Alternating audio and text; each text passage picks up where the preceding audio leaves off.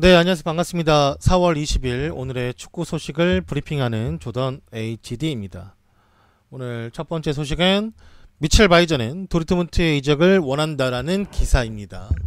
현재 헤르타 베를린에서 뛰고 있는 풀백인 미첼 바이전은 1200만 유로 한화 160억의 이적료로 이적할 것으로 보이며 슈퍼트 빌트지에 따르면 사실상 이 선수는 헤르타 베를린과는 결별을 택한 것으로 보이며 애초에는 레버쿠젠에서 먼저 영입 의사를 타진했으나 도르트문트가 좀 더 챔피언스 리그에 고정적으로 진출할 것을 인식하고 있고 선수가 도르트문트 행을 좀 더 원한다라고 하며 이 선수가 영입될 시에는 33살의 피스첵의 대체자가 될 수 있을 것이라 도르트문트는 생각하고 있다고 합니다. 그 다음에 두 번째 소식 넘어가 볼까요? 두 번째 소식이 약간 좀 신박한데 광저우 에버그란데, 중국 리그의 광저우 에버그란데에서 재계약 제안을 거절한 굴라트에 대해 알아보고 있는 아틀레티코 마드리드에 관한 소식입니다. 광저우와 2020년 1월까지 계약이 되어 있는 굴라트는 현재 소속팀인 광저우와 2년 연장 첫 번째 재계약을 거절했습니다. 굴라트는 2015년부터 1월까지, 그러니까 2015년부터 그 광저우 소속이었으나 올해 일찍이 그가 브라질 국대 명단에 복귀하기 위해서 유럽 축구로 다시금 돌아가려 한다라는 것을 마음을 드러냈고 이게 바로 굴라트가 유럽으로 떠나려는 목표가 되었다라고 합니다. 현재 팔메이라스는 브라질 구단 중에 그를 가장 원하는 팀이고 아틀레티코 마드리드 역시 크루제이루를 2013년, 2014년 연속으로 리그 챔피언을 이끌었던 굴라트에 대한 정보를 알아보고 있다는 것은 사실로 전해졌습니다. 현재 광저우로 온 지 3년 남짓된 굴라트는 팀에서 리그 우승 3회, 아시아 챔피언스 리그 우승 1회, 리그컵 우승 1회, 슈퍼컵 우승 2회, 도합 7개의 타이틀을 따낸 주축 선수이며 이 공격형 미드필더는 중국 슈퍼리그의 두 번째 최다 득점자였고 그는 최고의 선수로 수상을 해보았던 적이 있습니다. 광저우 에버그란데 보드지는 여전히 새로운 오퍼를 며칠 내로 그에게 할 수 있다고 많은 언론사에게 이 인터뷰에서 밝힌 바가 있고 일단은 이렇게 만약에 흘러가게 된다면 광저우는 바르셀로나와 아틀레티코 마드리드의 선수를 이적시킨 팀이 될 수도 있겠죠. 물론 외국인 선수겠지만 아마 굴라트는 파울리뉴를 보면서 조금 동기부여가 된 것 같아요. 같은 국적의 선수. 근데 파울리뉴 사실 중국에 있어도 국대를 뽑혔던 선수이기 때문에 어차피 광주에 있거나 바르셀로나 가거나 뽑히는 거는 똑같았을 수 있지만 일단은 파울리뉴가 바르셀로나 가서 초반 엄청 잘했죠. 네, 가자마자. 지금은 별로긴 한데, 아무튼, 그게 동기부여가 될 수도 있고, 본인도 이제 돈보다는 이제 점점 전성기로 좀 갈 수 있는 나이인데, 전성기지, 사실. 그 좋은 실력을 가지고 있을 때 유럽에 가서 한번 생활해보고 싶은 마음도 있을 수 있겠고, 가려고 하는 것 같아요. 특히나. 파울리뉴가 많은 동기부여가 된 것 같아요. 선수한테. FM 해보신 분들은 알겠지만 가끔씩 굴라트가 방출되거나 아니면 자유계약 선수 나왔을 때 그 유럽에서 데려가 쓰면은 은근 괜찮아요. 은근. 네. 충분합니다. 능력치 좋아가지고.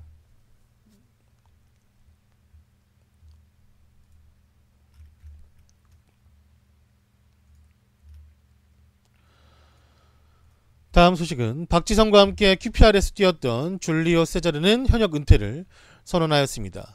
이탈리아 칼초 메르카토가 포함한 다수의 언론은 전 브라질 대표팀 골키퍼였고 현재 플라멩고에서 뛰고 있는 세자르가 아메리카 미네이루전을 끝으로 은퇴를 한다고 보도를 했습니다. 세자르는 A매치 87경기에 출전했으며 2009년, 2013년 컨피더레이션스컵에서 브라질 대표팀을 이끌고 우승을 했었고 2014년 브라질 월드컵에서 4위를 차지할 당시에도 골문을 지킨 바가 있습니다. 세자르한테는 잉글랜드 무대가 최악의 수였죠. 네. 애초에 저 유니폼 꼬라지 마라 저거. 봐봐 저거. 로또 아주 구겨진 거. 아니 그 인터밀란이랑 그 브라질 국대에서 뛰다 온 선수한테 저런 유니폼을 들고 사진을 찍게? 아니 아무리 빳빳하게 해놓고 다 다려놓고 해도 모자를 파네? 정신을 놨다니까 아주 그냥.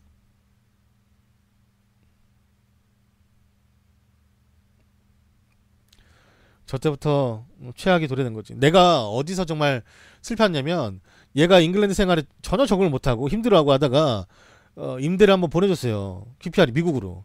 그 미국 어느 팀이었지? 아무튼 거기서 이제 복귀를 해야 되잖아 임대니까. 근데 마지막 이제 경기 끝나고 거기 팀에서 이제 세제라한테 케이크 선물인가 뭐 그런 걸 해줬어요. 이제 뭐 수고했다고 하는데 엄청 울더라고. 누가 보면은 거기서 레전드로 은퇴한 줄 알겠어 진짜. 나 그거 보고 알았어. 아 진짜 가기 싫은가 보구나. 진짜 그 잉글랜드 돌아가고 싶지 않나 보구나라는 걸 진짜 정말 느꼈어요. 울더라고. 막 그때도 나이가 꽤 있었거든. 진짜로 울 나이가 뭐 울 수도 있겠지만 뭐 이렇게 뭐 얼마 잘해줬으면 가족 같은 분위기여가지고 뭐 그럴 수 있긴 한데 좀 너무 뜬금없긴 했으니까. 아 진짜 싫어했던 것 같아요 진짜. 싫어했던 것 같기도 하고 그냥 이 생활 자체를 못 즐겼던 것 같아. 미국에서는 좀 편해했던 것 같고 뭐 아무래도 미국에선 브라질이 가까운 편이니까. 아무튼 은퇴한다고 합니다.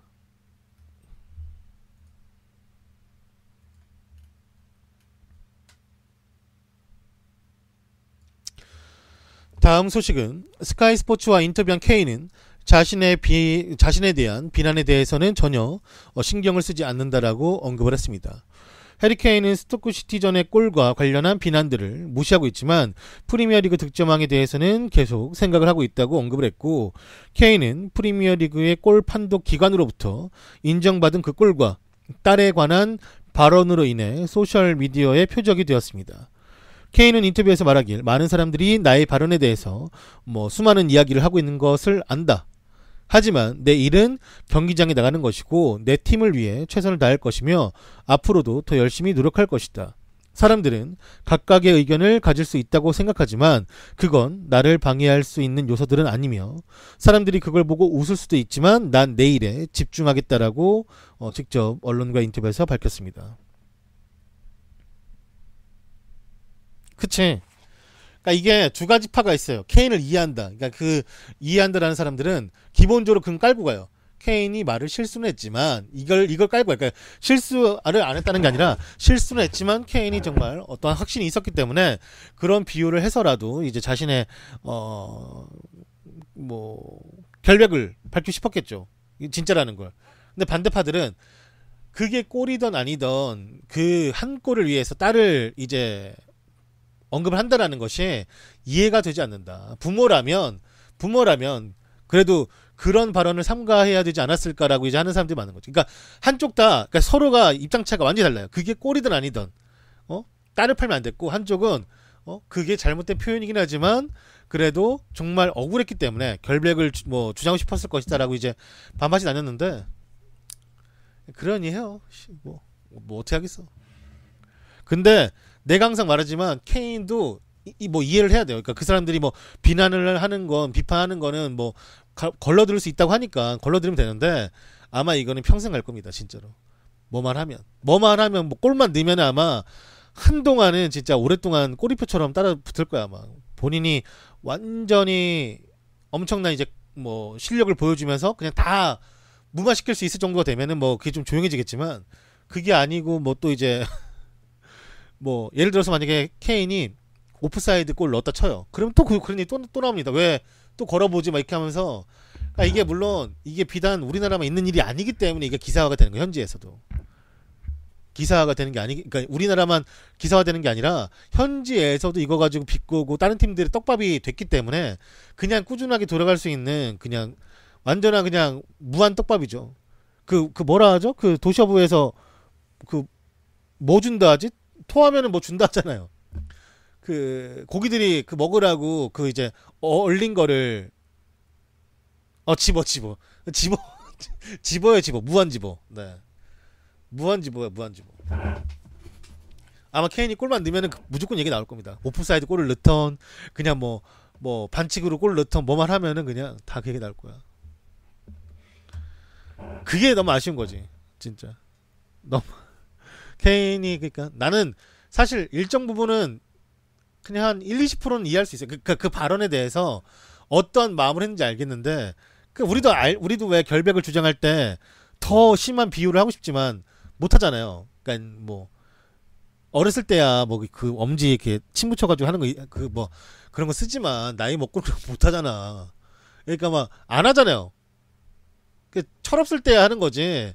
진짜로 이게 나이 먹고 하면 그런 거 알아도 안 해요. 그러니까 안 했어야 될 표현인 건 맞지. 그래. 뭐 어떡하겠어요. 일단 뭐 말은 나온 거고 꼬리표처럼 쫓아다니겠지 뭐.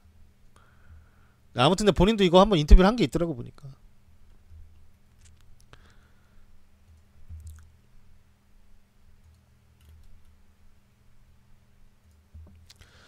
다음 소식은 키커지. 독일 키커지에서는 나딤 아미리에게 관심 있는 샬케 공사 구단에게 관한 소식입니다. 독일 키커지 정보에 따르면 샬케는 호펜하임의 미드필더인 나디엠 아미리에게 관심이 있으며 그의 계약 기간은 2020년까지이고 바이아웃은 1,700만 유로 한화 225억이라고 합니다. 샬케가 이 선수를 노리는 이유는 팀의 간판 미드필더인 고레츠카가 시즌 종료 후에 바이에른 뮌헨의 이적이 확정되었기 때문에 그의 대체자로 아미리를 노리고 있다라는 소식이에요.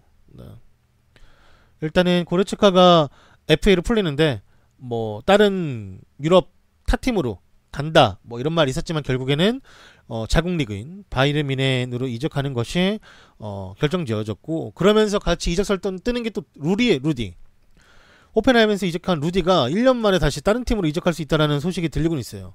근데 뭐 일단은 하인케스는 나갈 사람이니까 새롭게 온 감독이 루디를 다시 그럼 쓸 수도 있으니 뭐 일단 존버할 것 같긴 하지만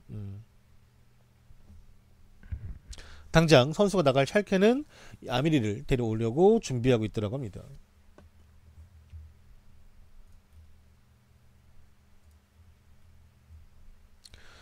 다음은 프리미어리그 올해 팀 베스트 11이 발표가 되었습니다. 골키퍼에는 데야, 뭐 중앙 수비에는 오타멘디, 베르퉁원, 왼쪽 풀백은 마르코스 알론소, 오른쪽은 워커, 중앙 3미들 에릭센, 덕배, 다실바, 그 다음에 뭐 3톱으로 봐야겠죠? 아구에로, 케인, 살라가 이제 뽑혔습니다. 뭐 사실 이번 시즌 특히나 프리미어리그에서의 왼쪽 풀백은 무주공산이었던 것 같아요. 딱히 눈에 띄는 선수가 없었어요. 그러니까 이제 마르코스 알론소가 뽑혔겠지.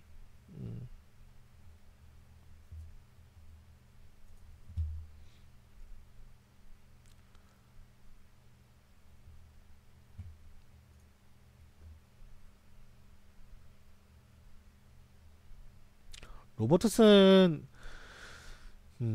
아마 스탯을 좀 받겠죠. 네.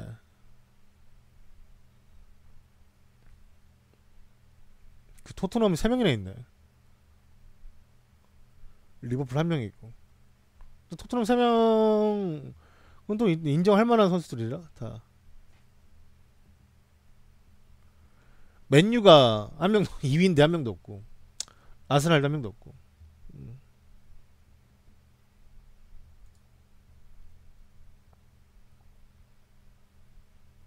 아 맨유 데야 있구나. 아 맨날 까먹네. 아 미안합니다. 아 데야 있죠. 데야 있죠. 아 필드플레이. 아 데야. 아 데야 맨날 여기 맨유라는 거 까먹지 내가.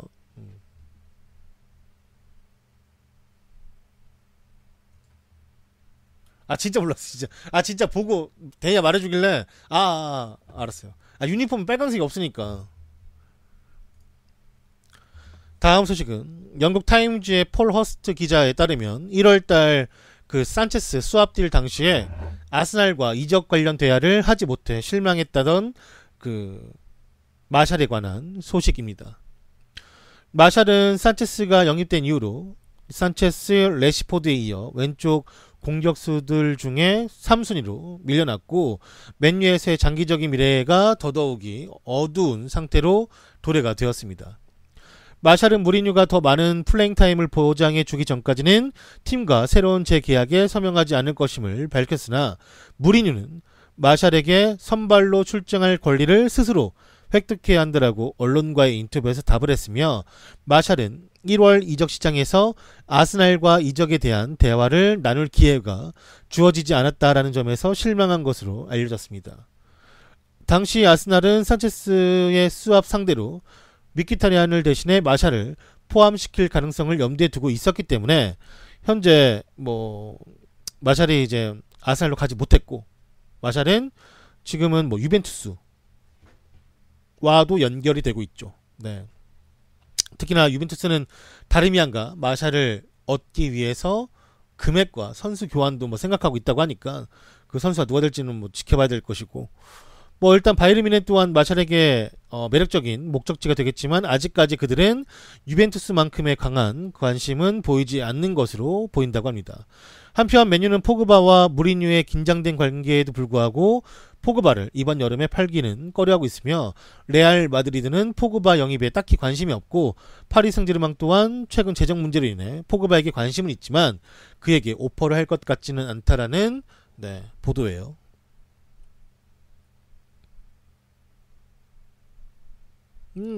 근데 뭐 만약에 마샬을 리그내로 안 판다고 치면은 진짜 똥값에 팔 생각하고 딴 데 보내야죠.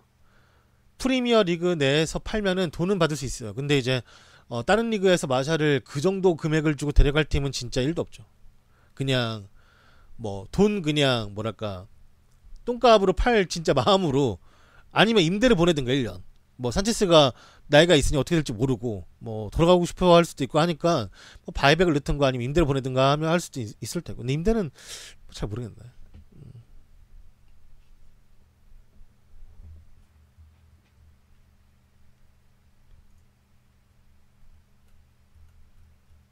그러니까 모든 그 선수의 기존 그 기본적인 이적료 가치 자체가 프리미어리가 제일 높으니까 돈을 위해서 뭐 돈을 벌어야겠다, 아니면 뭐 본전이라도 어떻게 치고 싶다 하면은 그냥 프리미어 리그 내 팀으로 보내는 게 좋을 것 같고, 그게 아니라면은 뭐 돈 많은 팀이니까 그냥 손해 보더라도 같은 리그에 보내면 안 될 것 같다 싶으면 그냥 딴 데로 보낼 수도 있는 거고.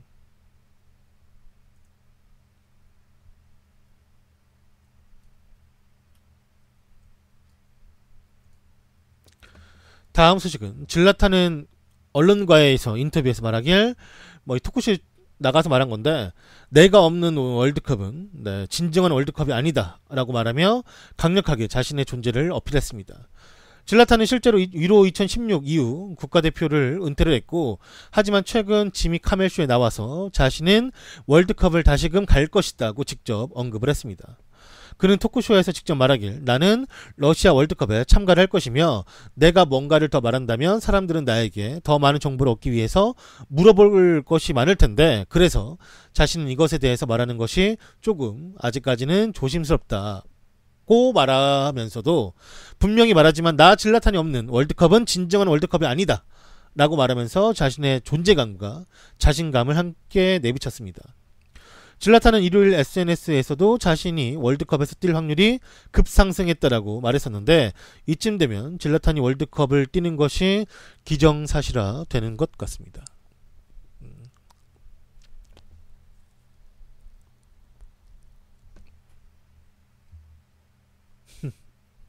워낙 이 사람도 진짜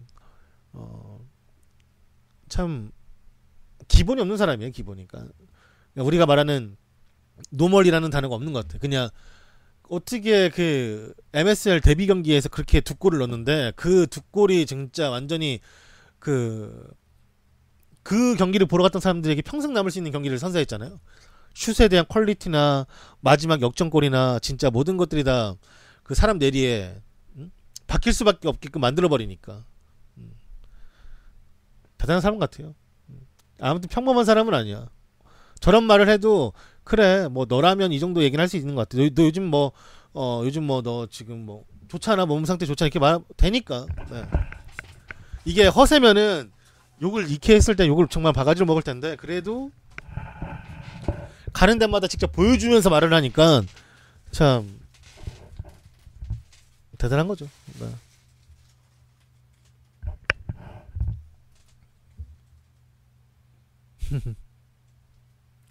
근데 와이프한테는 끔찍하게 그 애처가더라고 보니까. 그 해변가에서 그 데이트하는 영상이 있는데 어, 엄청 뭐 로맨티스트야 막 생각보다.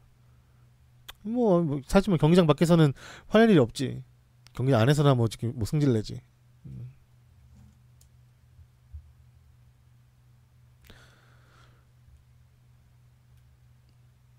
질라탄이 정해인이지 정해인. 질라탄도 연하거든요 와이프보다.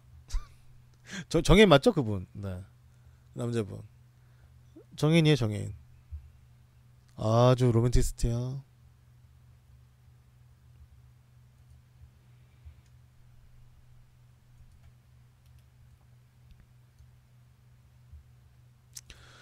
다음 소식은 호나우두와 질라탄에 이어 인터밀란에서 리그 25골을 달성한 이카르디에 관한 소식입니다. 이제 25살이 된 이카르디는 세리아 A 187경기를 뛰면서 총 106골을 넣었습니다. 이카르디는 이번 시즌 29경기에서 25골을 넣으면서 개인 커리어 하이인 지난 시즌 34경기에서 24골의 기록을 깼습니다. 또한 97-98 시즌 호나우두와 08-09 시즌 질라탄에 이어 인터밀란에서 25골을 넣은 세 번째 공격수가 되었습니다.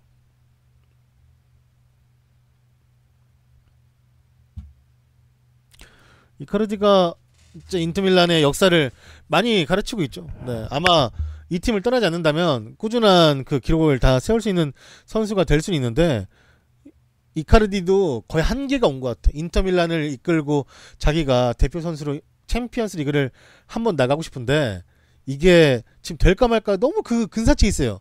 분명히 될 수도 있고 안 될 수도 있는 그 4위 그 자리. 그러니까 지금 이적을 안 하고 계속 남았던 건데 이번에가 확실한 기점이 될 것 같아요. 이번에 챔스 나가게 되면은 인터밀란 남을 것 같고 만약에 못 나가게 되면은 떠날 것 같고 제 생각에는.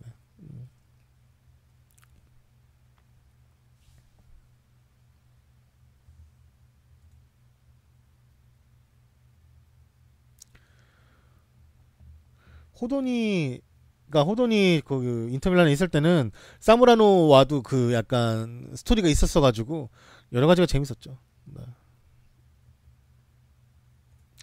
그러니까 호나우드가 바르셀로나에서 뛰고 그 바로 이적한 게 이유가 그 라리가에서 호나우드에 대한 거친 파울. 호나우드가 또 큰 부상 한번 당하면서 이제 그 파울에 대한 진절머리 있었는데 그 당시 라리가가 생각보다 엄청 거칠었대요. 특히나 호나우드를 막는 데 있어서 거의 이거는 담그겠다라는 식의 태클도 많이 들어왔으니까. 물론 저 때는 호나우드가 그 태클에도 불구하고 막 밀어붙였지만 이 한번 빌바오에 아마 그 사건이 있는데 빌바오에서 그 이제 엄청난 태클을 당하고 나서 내가 이 리그에서 뛰면은 뭔가 좀 축구 인생에서 많은 시간을 뛰지 못할 것 같다라는 그 판단을 빨리 하고 이탈리아로 갔죠. 그 당시 이탈리아는 진짜 완전히 인기, 흥행, 인기, 관중, 그리고 투자 모든 것들이 다 완벽한 리그였으니까. 그 당시에 분데스리가에서 그 세리아로 이탈리아로 넘어가면서 그 당시 이제 이탈리아는 좋은 경기장이었죠. 그때는. 그랬는데 이제 그 경기장들이 지금도 꾸준히 가고 있으니 문제지만 아무튼 그 당시 이제 인터밀란은 정말 말했잖아요. 그때 칠공주가 본격적으로 칠공주가 제일 활발했던 그 시즌이에요. 그때부터 해가지고 막 엄청난 인기를 구가하고 막 그때 일본에서는 진짜 세리아 투어가 몇십 개가 있었대요. 경기장 투어 가는 게. 심지어 그래서 이제 그 일본에서는 그 이탈리아 뭐라 될까. 그러니까 일본 리그가 제일 많이 그 유럽 리그에서 본딴 게 이탈리아라 하더라고요. 어떤 일본 사람은 AC 밀란이 너무 좋아가지고 그 아들 이름을 밀란이로 지었더라고. 진짜로. 내가 그 부분이 아직도 기억나. 그게 아마 일본 스포츠에 관한 그 팬들의 뭐랄까 좀 이렇게 관심도 그런 거에 관한 다큐멘터리였는데 야구도 나왔었고 축구 나왔었는데 어떤 그 가족이 나와서 아빠랑 아들이랑 공차고 있는데 아기가 전문으로 이제 축구하는 애도 아니야. 그냥 아빠랑 공원 같은 데 나와서 공차고 있는데 얘기하면서 내가 이탈리아 AC 밀란 너무 좋아해가지고 아기 이름도 밀란이라 졌다 막 이렇게 말을 하더라고요. 그 하여튼 지금 되게 기억에 남아. 그러니까 일본 옛날 만화 같은 거 보면은 다 이탈리아 주된 그 리그로 나와요. 뭐 판타지스타나 아니면 슈토리도 제노아로 나오잖아요. 다 이탈리아 리그가 그때는 진짜 너무 인기 많았기 때문에.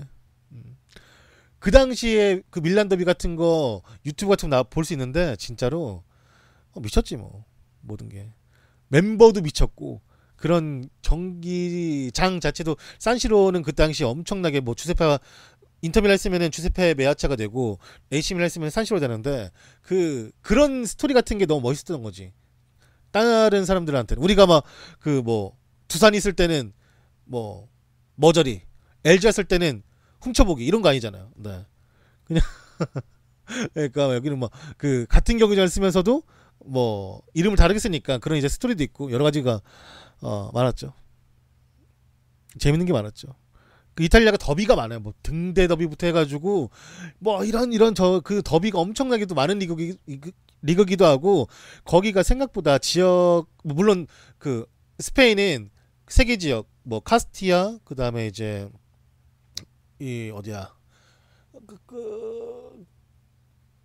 바스크 그 다음에 카탈루냐 이렇게 세 지역이 있는데 거기는 완전히 그 다르게 생각하는 사람들이고 다르게 생각하는 사람 여기는 이제 같은 나라 맞는데 지역 감정이 생각보다 엄청 심하더라고요. 여기 보니까 이탈리아도 엄청 심하더라고. 이게 또 북부 남부 해가지고 그 지역도 심각한데 그 안에서도 또 이렇게 막 엄청난 이게 라이벌 의식이 있어가지고 더비가 엄청 거기 더비 엄청 삭막해요. 진짜로 이탈리아는.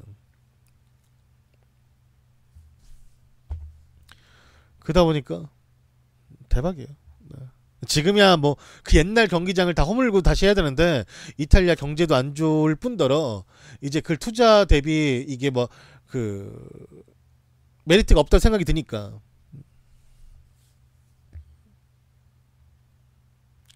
근데 그 당시 영상 같은 거 아마 잘 보존돼 있는 거 많을 거예요.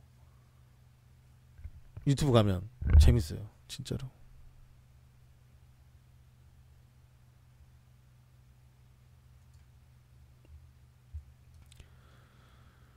그치. 뭐 유벤투스가 근데 뭐 정확히 그 알베르토가 말하기는 알베르토가 그 풋볼앤 토크 나와서 이탈리아 리그가 왜 그 인기가 없었는지 말을 해주는데 본인들이 그 알베르토가 직접 말하기는 뭐라 그랬냐면 애초에 그 이탈리아 클럽을 운영했던 구단주들의 마음가짐이 내가 이 팀을 전 세계에서 가장 유명한 클럽으로 만들겠다 이게 아니라 그냥 나는 이 정도 돈이 있고 내가 가지고 있는 축구 클럽이 있어 이런 약간 허세 떨 수 있는 거. 뭐 누구 만나면 뭐 너네 몇이냐? 우리 몇인데? 이런 거 있잖아요.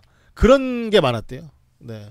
그러니까 이 팀을 내가 막 그래서 막 이거를 뭐 엄청나게 발전시키고 이걸 홍보하고 이런 거보다 그런 것들은 이제 팬들이 알아서 따라와 준 거고 본인들이 이제 근데 이제 점점 그런 이제 뭐 경제가 어려지고 하다 보니까 축구의 팀에 이 지원하는 지원금 같은 게 점점 이제 떨어지면서 다른 데서 임대로 데려오고 하다 보니까 전형적인 이제 자연스럽게 도태되는 거죠. 이게 돈이 없으면은 다른 투자자를 투자 받거나 해야 되는데 그것도 싫은 거야. 오로지 내 구단만 갖고 싶은 거지. 근데 돈은 없어. 돈 없으니까 그럼 임대해. 그럼 FA로 뭐 어디 애들 풀리면 그럼 데려와. 이런 식으로 데려다 보니까 선수 퀄리티가 떨어지면서 점점 이제 유럽 시장에서도 뭐 메리트가 없어지고 성적도 내지 못하고 잘리는 거죠, 뭐. 그러다가 이제 이게 그렇게 흘러가죠. 옛날에 차범근 시절에는 분데스리가가 제일 인기 많았고 서독이 가지고 있는 그런 이제 뭐랄까 자금력 그런 것들이 워낙에 좋았기 때문에 그 리그를 잘 포장할 수 있었고 그런 이제 실력 좋은 팀이 많았는데 거기서 있다가 이제 이탈리아 넘어왔고 이탈리아로 넘어가면서 이탈리아에 있다가 이제 프리미어리그 가면서 라리가가 뭐 인기로 치면 프리미어 제일 많지만 라리가가 이제 메시나 호나우두라는 선수를 같이 영입하면서 대립각 구도가 되면서 이제 거기도 같이 이제 자기 고유만의 이제 색깔과 인기를 가져가게 되는 거고 프리미어 리그는 이제 엔터테인먼트적인 것을 요소를 많이 가져가죠. 뭐 워크 퍼밋부터 시작해가지고 각 팀에 대한 스토리나 감독을 데려와서 라이벌 감독 데려와서 안 치고 외국인 감독을 안 치면서 점점 더 이제 특히나 그리고 스카이 스포츠랑 BBC가 이 영상미를 만드는 데 있어서 가장 신경을 많이 썼대요. 다른 리그보다 카메라 대수를 대여섯 대를 더 썼다고 하니까 뭐 스파이더 캠부터 시작해가지고 그 리그를 만드는 포장을 엄청 잘한 거죠. 포장을. 그러면서 이제 프리미어 리그가 많은 인기를 구가게 된 거죠. 결국엔. 각 리그마다 색깔이 있는데 아무래도 보는 데 있어서는 그리고 포장을 잘했던 거는 잉글랜드 였던 것 같아요. 프리미어리그가. 무튼 네. 그렇게 흘러갔죠. 리그 스타일이. 맞아요. 유럽에서 라리가 팀들이 포인트를 먹으면서 지금 넘사적인 그 이제 유러피언 포인트를 가지고 있는 거고, 그걸 이제 뒤집기에는 좀 힘들죠. 워낙에 계속해서 아틀레티코 마드리드, 그 다음에 바르셀로나, 레알 마드리드 이 세 팀이 계속해서 막 결승 가고 우승하고 또 결승 가고 이러다 보니까 포인트가 쌓일 수밖에 없는 상태에서 유로파에선 세비야가 내가 왕이 하면서 막 3연속 우승하고 막 이러다 보니까 포인트가 완전히 그냥 쭉쭉쭉 쌓이다 보니 다른 팀들이 그걸 넘을 수가 없어요. 그러니까 라리가는 이제 실력적으로 그냥 눌러버렸고 뭐 그랬던 거죠. 지금 잉글랜드는 많이 떨어졌어요. 뭐 한 게 없어가지고.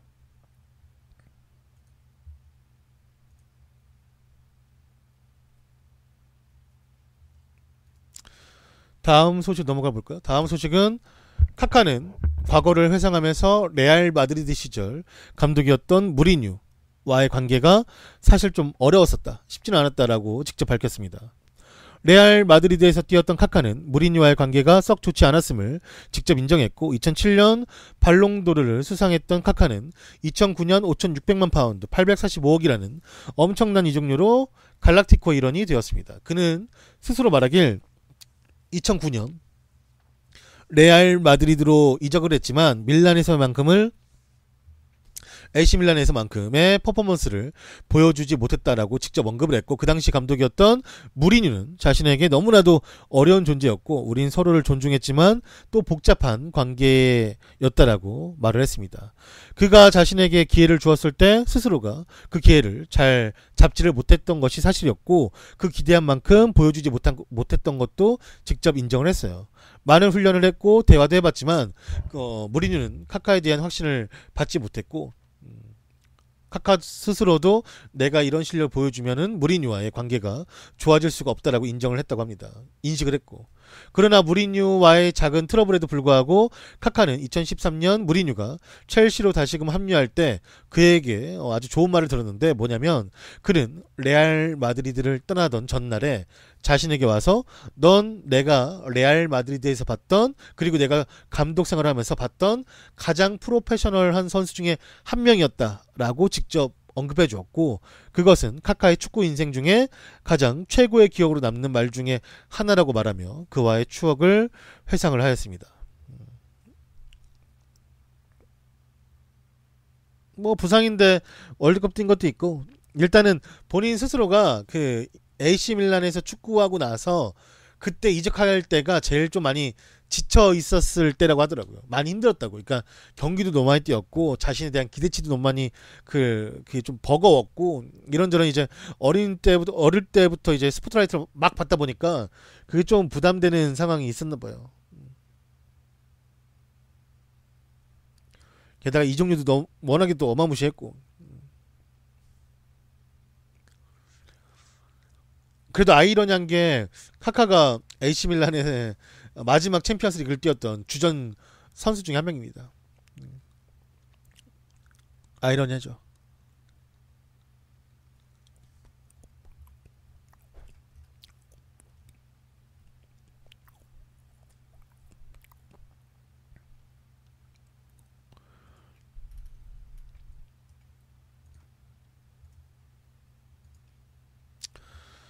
다음 소식은 트라브존스포르에서 뛰고 있는 웨메르에 대한 비드를 준비 중인 리버풀과 토트넘에 관한 소식입니다.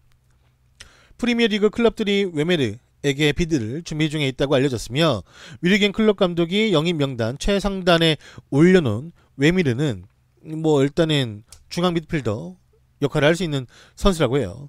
일단 토트넘 역시 이 선수를 오랜 기간 동안 지켜보았다라고 하며 1,800만 유로 237억 정도라면 트라브존스포르에서 보드진들이 이 선수의 이적 가능성을 열어둘 것이기 때문에 그는 리버풀과 토트넘의 오퍼가 왔을 때 고민을 할 것이라고 합니다. 웨미르라는 선수는 99년생에 168cm의 좀 자그마한 신장을 가진 중앙 미드필더와 측면 미드필더를 겸할 수 있는 선수이며, 트라브존스포르는 이번 시즌 터키 리그에서 5위에 랭크되어 있고, 이 선수는 이번 시즌에만 28경기를 뛰었고 3골 5개 어시를 기록 중에 있더라고 합니다. 일단 측면 미드필더도 되고 중앙 미드필더도 된다고 하는 거 보니까 제발 바이날둠의 대체자가 되기를 바라고 있습니다. 제발.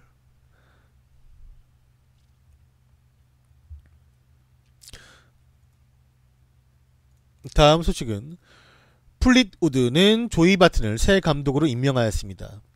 감독으로의 계약은 이번 시즌 종료 후에 6월 2일부터 시작이 될 것이며, 계약 기간은 3년이라고 합니다. 플릿우드는 현재 잉글랜드 3부 리그의 24개 팀 중 14위에 랭크되어 있고, 이번 시즌 끝나고 난 뒤 6월 2일부터 감독직에 임명될 것이라고 해요. 어차피 선수 정지 때문에 선수는 이제 쫑났고요. 네. 불법 배팅에 관여했잖아요. 지가 뛴 게임이 아니라 다른 게임에 대해서 배팅을 한 것 같아요. 근데 축구 선수는 그걸 하면 안 되는데 그걸 꾸준하게 오랫동안 몇 년 동안 했잖아. 네. 걸리는 바람에 3년인가 자격증리 받았고, 뭐 그 시간이면 이제 무조건 은퇴지. 3년을 어떻게 몸을 만들어, 저 나이에. 그냥 끝난 거지 뭐. 네.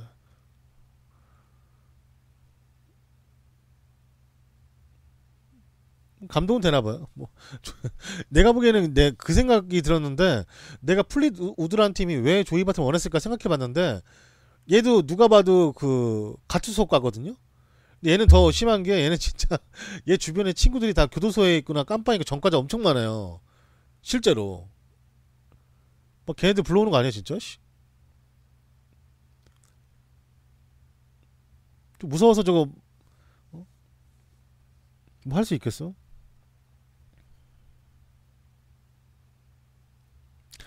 조이 바튼은 뭐 나름 뉴캐슬에서도 각광을 받던 선수였고, 가끔씩 보면은 그 조이 바튼 잘하는 날 보면은 진짜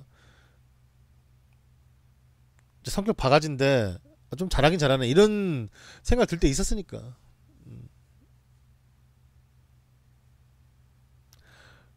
그치.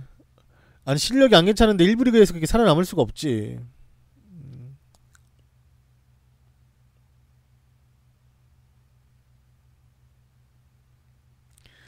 진짜 참 잉글랜드는 캐릭터 다양해, 애들 진짜 보면은. 진짜 여기는, 그러니까 잉글랜드가 뭐 다른 나라도 그렇긴 하지만 잉글랜드가 유독 뭐 그런 거에, 그러니까 실력만 좋으면 이 선수가 뭐 어떤 사고를 치던 간에 다 뭐 이해해줄 수 있어. 뭐 축구만 잘하면 되지, 이런 식의 약간 기본적인 풍토가 있는 것 같아. 그러니까 따지고 보면은 잉글랜드 국가대표팀 중에 조용했던, 그러니까 뭐 사실 털어서 먼지 안 날 선수 없지만 따지고 보면은 진짜, 야 이런 짓을 하고도 국가대표를 하거나 이런 짓을 하고도 이렇게 추앙받을 수 있단 말이야 라고 생각 들 정도의, 정말 막 뭐 별의별 일이 다 있었으니까.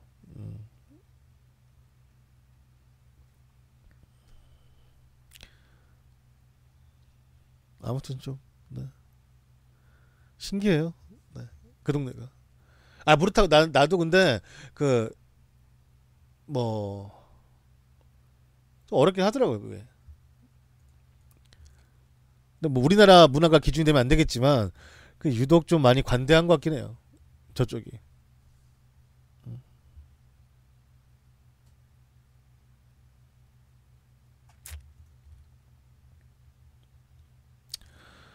다음은 다음 시즌 프리미어리그 팀들 유출된 유니폼 사진입니다. 아마 아스날은 서드 어웨이 뭐 둘 중 하나겠죠? 첼시는 어웨이, 노란색. 이게 나이키는 목주 부분, 이 부분이 내복이야. 이걸 왜 이렇게 헐렁하게 해놨지? 잘 이해가 안 돼요. 저는 개인적으로는 사실 이걸 왜 이렇게 하는지 모르겠어요. 아무튼 뭐 진짜 첼시는 첼시는 나락, 이 정도면 나락 아니에요? 첼시 이 정도로 나오면 이 정도 나락 아니에요 진짜 완전? 내복 아니에요?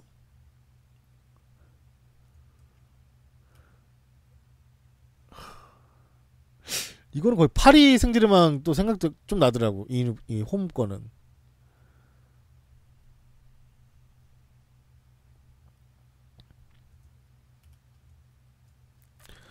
맨유도 뭐 루카쿠가 입으면 잘 어울릴 것 같긴 해. 근데 이거 유니폼 좀 색감 자체가. 근데 나는 이거 진짜 싫어하는 게 뭐냐면 맨유 엠블럼이 이 색인데 더 다른 빨강색을 같이 매칭시켜가지고 이렇게 도드라져 보이는 게 별로 좋은 것 같진 않아. 이전까지는 색감 잘 맞춰주더만 왜 이렇게 색감을 했지?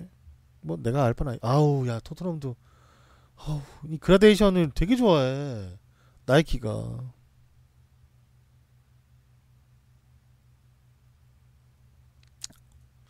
아우 어우 다음 시즌 이거 봐야 되잖아. 난 별로야 이런 거. 맨시티 거 이쁘던데 마지막에 나오는 거. 리버풀도 별로야. 보라색 보라색 나 보라 타노스인가 타노스 타노색 이런 색이죠. 그 좀 색 좀 말이 이상한데 타노스 이런 색 타노스 이런 색 아니에요? 네.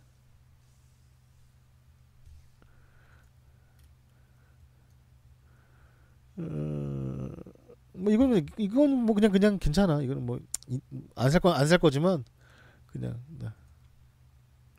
리버풀 이거 확정 지었지. 이거 유출된 게 맞더라고. 이건 괜찮아.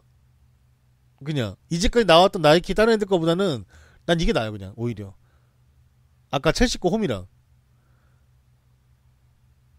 근데 이것도 별로긴 한데 몰라. 안 입을 거니까 뭐 안 살 거예요.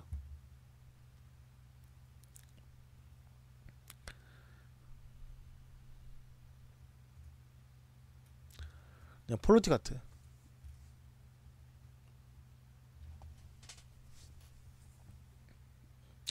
액정 나간 색이래. 다음 소식은 UEFA 회장은 공식 컨퍼런스에서 말하길 2019년부터 챔피언스 리그는 VAR을 도입할 것이며 유로파 리그는 2020년부터 도입될 수 있도록 준비 중에 있다고 했습니다. UEFA 회장인 알렉산더 체페리는 내년 시즌 챔스부터 VAR을 볼 수 있게끔 노력 중에 있다고 강조를 했고, UEFA 지도부는 VAR에 대해서 두 파로 나뉘어져 있는데, 한쪽에서는 체페린이 2019-20 챔피언스 리그에서 VAR을 도입하는 것을 이야기를 했고, 다른 한쪽은 많은 전문가들이 러시아 월드컵 결승에서의 혼돈을 두려워하고 있다고 합니다.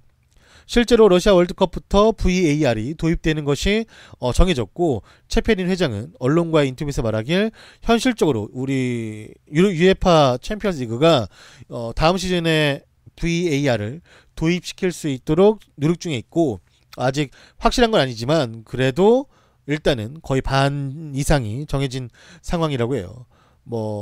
월드컵에서 많은 심판들이 VAR을 잘 활용을 했으면 좋겠고, 그 활용도 가치가 높아져서 많은 이제 축구 팬들이 좀 더 빠르게 도입을 하자. 유럽 내 챔피언스 리그만 도입하는 게 아니라 의무적으로 각 유럽 전역에 다 도입할 수 있는 그런 여건을 만들 수 있도록 노력할 것이라고 말을 하면서, 이 VAR 도입이 전 세계 축구계에 잘 뿌리내려졌으면 좋겠다라고 언급을 했습니다.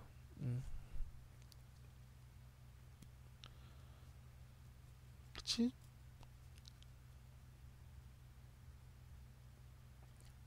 어차피 이 도입은 피할 수가 없는 거기 때문에 월드컵에서 VAR을 도입한다고 했으면은 분명히 그거는 이제 점차 각 나라 리그마다 도입이 되게끔 하겠죠. 근데 이게 아마 금액적으로도 좀 상당하고, 이게 축구 리그가 큰 데도 있지만 되게 소규모 리그도 많잖아요. 금전적으로. 그런 팀들에게는 어떻게 지원을 해줄 것인지, 아니면 다른 대책 방안이 생기겠죠.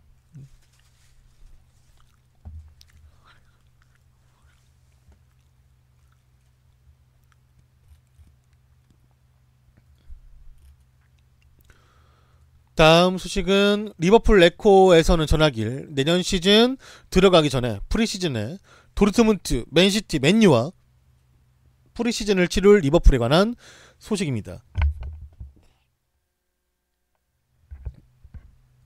리버풀의 프리시즌 이 기네스컵 일정을 살펴보면 7월 22일 일요일날 리버풀과 도르트문트가 미국 샬롯에서 이제 경기를 치를 것이고 3일 뒤인 7월 25일 수요일날 맨시티와 리버풀이 뉴욕 메트로 타운에서 경기장에서 경기를 치를 것이라고 합니다.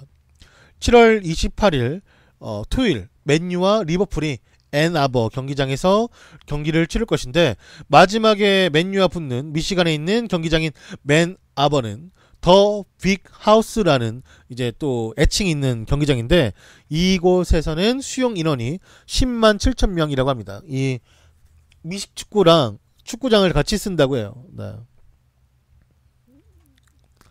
여기 그 헬기 다니는 거 봐, 이거 봐. 10만 7천 명 들어간다. 엄청 크죠.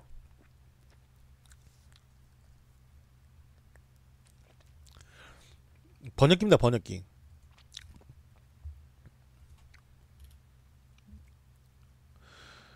다음 소식은 스카이 스포츠에서는 AS 로마와의 경기에 최소 11만 원을 지불해야 하는 리버풀에 관한 소식입니다. 리버풀 팬들은 이제 올림피코 스타디움에서 벌어지는 로마와의 챔피언스 리그 4강 2차전 티켓에 73파운드를 지불해야 한다고 말을 했습니다. 로마는 수용 인원 7만 635명 중에 5,000명의 어웨이 좌석을 내어주었다라고 합니다. 73파운드는 이번 시즌 첼시 팬들이 그룹 스테이지에서 낸 44.5파운드보다 훨씬 인상된 가격이라고 하며 AS 로마는 티켓을 구매한 팬들에게 티켓에 이름을 적어야 한다라고 알렸다고 합니다. 출입할 때 신분증을 요구할 것이고 티켓에 적힌 이름 옆에 체크가 표시될 것이라고 합니다. 이게 뭐냐면 구입했을 때 자체로 그냥 티켓 이름이 박혀 나오나 봐요. 그래서 출입할 때 신분증을 요구할 것이고 티켓에 찍힌 이름 옆에 체크 표시가 될 것이고 이것이 다를 경우에는 입장이 불가하며 출입을 거부당할 수 있으니 티켓에 이름을 지우지 말라고 리버풀 웹사이트가 이것을 공지를 했다고 합니다. 아니 가지 당연히 11만 원이면은 뭐 그 사람들한테는 4강 2차전 언제 볼 수 있겠어요 또. 당연히 가겠는데 뭐 일단은 안표 같은 거는 뭐 당연히 안 된다라는 거고.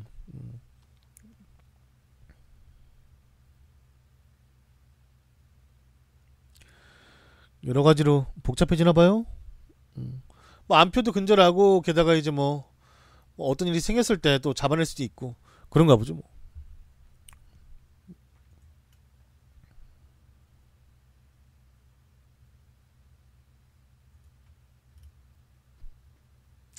로마 경기장 가봤는데 경기장이랑 엄청 뭐 아저씨 로마 경기장 안 가봐도 다 알아.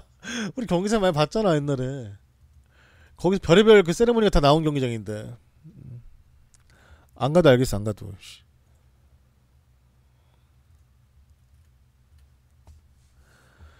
첼시는 나폴리 감독인 마우리시오 사리 영입에 근접했다라는 소식입니다. 마우리치오 사리가 나폴리를 떠날 시점을 준비함에 따라 그의 첼시행은 조금 더 가까워졌다고 합니다. 나폴리의 현 감독인 마우리시오 사리는 첼시 감독직에 대한 큰 걸음을 내딛었다라고 하며 사리는 스탠포드 브릿지행에 대한 길을 열어놓기 위해 이번 여름 이탈리아를 떠나고 싶다라는 그의 욕망을 드러냈으며 첼시는 이번 시즌이 끝난 뒤에 팀을 떠날 것으로 보이는 안토니오 콘테를 성공적으로 대체할 수 있는 유력 후보 리스트 중에 사리를 최상단에 위치해 놨습니다. 사리가 떠날 거라 생각 중인 나폴리 측은 현재 그의 대체자를 알아보고 있으며 라치오의 인자기 감독을 노리고 있다라고 알려졌고 이탈리아 내에선 사리가 첼시 감독이 될 거란 강한 분위기가 형성되어 있기 때문에 이번 시즌 그의 거취가 어떻게든 이루어질 것이라고 언급을 했습니다.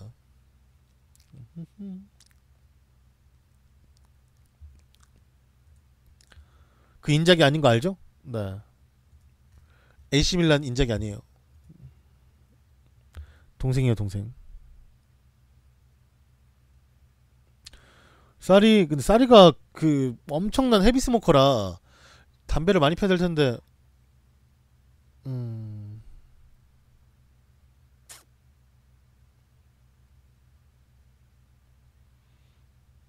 아무튼 재밌겠어.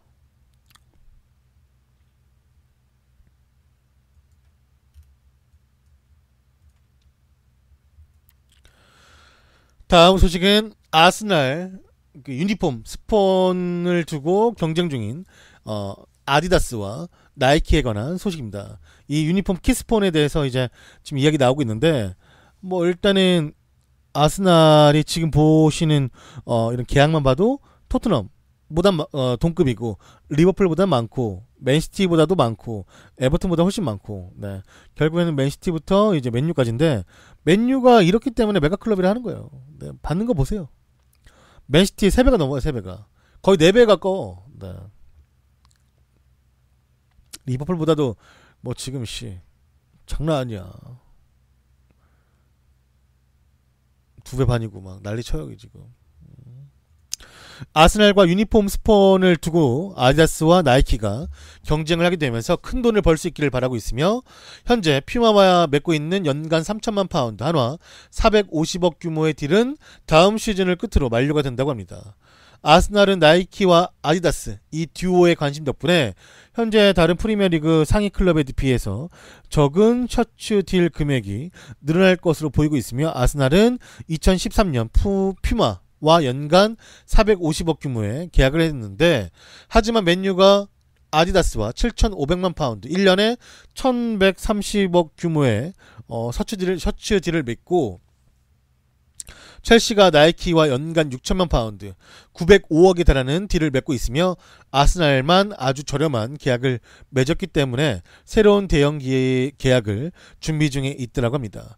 다만 이것은 챔피언스리그에 진출 시에 이루어질 것이라고 하며 현재 아디다스와의 협상은 이미 진행 중에 있고 이 독일 회사는 아스날의 다음 킷 스폰서 업체 레이스에서 선두를 달리고 있다고 합니다. 뭐 일단은 이런 상황에서 갑자기 나이키가 라이벌로 급부상을 했는데 나이키는 자신들의 이 마스터 브랜드를 강화시키기 위한 전략의 일환으로 아스날을 안정적인 고객으로 추가하기 위해서 노력하고 있으며 실제로 나이키하고 아디다스는 2014년도에 끝났던 마지막 계약 하기 전까지는 20년 동안 이제 계약을 맺었었고 다시 그 관계를 개선하길 바라고 있으며 아디다스로 향하고 있는 아스날의 계약을 나이키로 빼앗는데 관심이 아주 크다고 이 기사에서는 보도하고 있습니다. 이쁜 거로 치면 아디다스지 사실.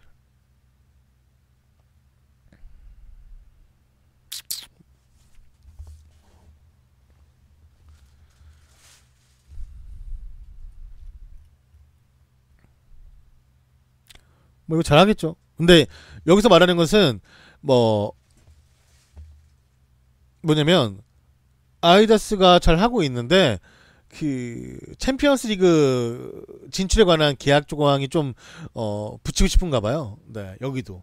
그래서 그것들이 이제 좀 복잡해질 건가 봐요. 이전까지는 아디다스가 그러니까 아스날이 무조건 챔스를 나가는 팀이었는데 한번 그 못 나가는 실력을 보여주니까 이게 한번 불신이 되면 계속 불신이라니까. 저는 개인적으로 의리는 거진다 아디다스 좋아합니다. 네. 제가 불꽃마크 에디션을 엄청 좋아하기 때문에 네. 그래서 옛날에 그 트랙탑도 다 불꽃마크만 그 가지고 있던 거예요. 지금도 신발 불꽃마크 에디션 나오면은 좀 좋아해요. 네, 네 오리지널 그거 이렇게 위에 뾰족한 거 3개. 네. 제가 그걸 좋아. 이상하게 그 엠블럼을 좋아해요. 그 브랜드 그 옛날 걸. 그냥 삼선 좋아하시는구나. 아 맞아 그런 사람도 있어요. 근데 나는 그냥 옛날 오리지널 좀 더 좋아해가지고. 네. 그치 유치할 수도 있지. 조던은 난 사실 조던 신발은 전혀 관심이 없고 저는 뭐 조던이 가지고 있는 그 모자나 아니면 트레이닝복이나 반바지나 그런 거 좋아합니다. 그치. 불꽃마크 있는 거 없는 거는 사실 차이가 없어요. 그냥 그게 붙어 있냐 안 붙어 있냐의 차이인데 아디다스가 불꽃마크 에디션 그러니까 오리지널 에디션을 잘 안 내요.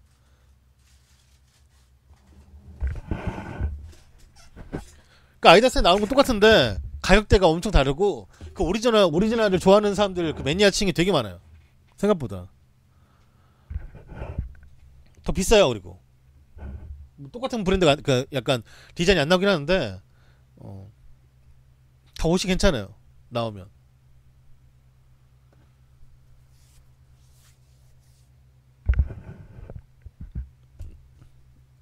나도 좀 캐주얼하게 입는 거 좋아해가지고. 근데 둘 다 좋아요.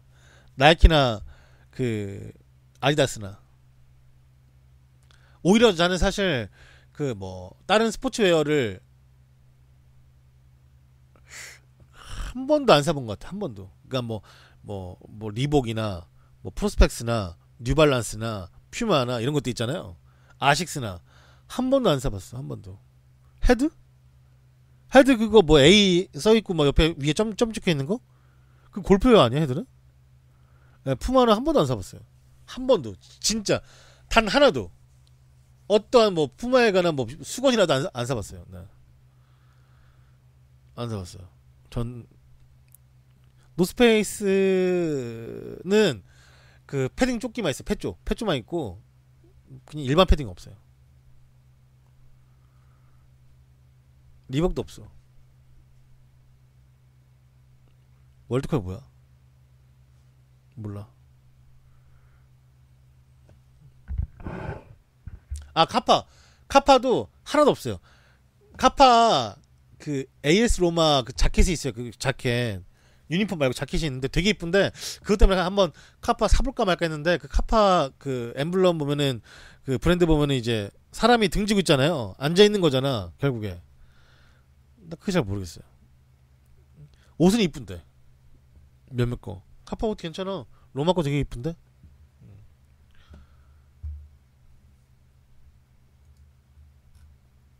카파 오랜만에 말해본다. 아니 근데 요즘에 프로스펙스 그 신발 되게 그냥 노멀한 거 나오는 거 있어요. 되게 이쁘던데? 나 옛날에는 프로스펙스 그 브랜드가 되게 좀 별로라 생각했는데 나이 먹어서인지 몰라도 되게 좀 지금은 그냥 오히려 괜찮은 것 같아요. 오히려 지금은 르카프도 옛날 게 이쁘지. 요즘 그 거보단. 근데 프로스펙스가 그 금액이 싸지 않더라고 생각보다. 나는 프로스펙스가 되게 좀 저렴하지 않을까 했는데 아니던데 비싸던데. 비싸던데. 네. 한번 내가 저번에 한번 그 누가 신고 나온 신발 좀 이뻐가지고 검색해봤는데 비싸더라고 생각보다. 그래서 그냥 내가 생각했던 그런 이미지가 아니었구나. 그냥 원래 좀 좋은 브랜드였나 보구나 이렇게 생각하는 거죠. 네. 좋겠지. 좋으니까 비싸겠지. 생각보다 많이 비쌌어요. 솔직히 말하면. 예전에 후졌어요? 예전에 제가 안 신어봐가지고. 아니 지금도 안 신어봤어요. 프로스펙스는 한 번도.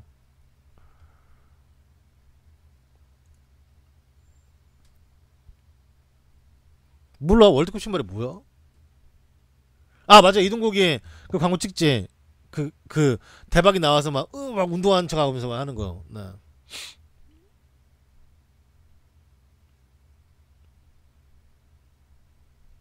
나 어제 그 고무신 신은 사람 봤어요 어제.